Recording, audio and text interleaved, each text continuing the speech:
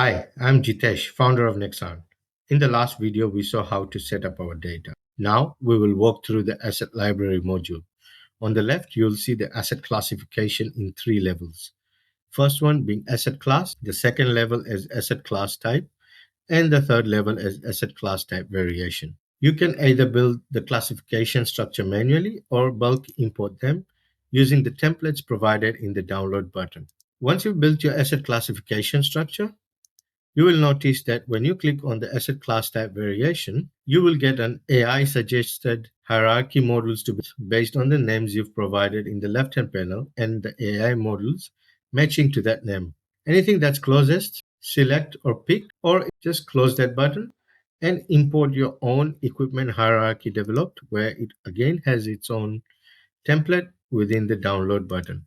Once you've built your hierarchy, you will see that at the asset class type variation level, all other sections get activated and your hierarchy is developed with three options to choose from, either top down or a left right view or a table view. Once your hierarchy has been built, you can come back to asset info and you will see a structured and standardized table that captures the maintainable equipments and the components or parts from your hierarchy. That this ensures that your data is standardized and structured and can be reusable across different asset classes. The maintainable equipment is used to build your function and functional failures, and the components are used in the failure and task analysis section to build your failure modes, effects, and primary tasks and default tasks. When we go to functional analysis, you will see that the AI models have auto-populated for you the data to save time on you populating them manually. Similarly, in the failure and task analysis, all the data has been populated to save time in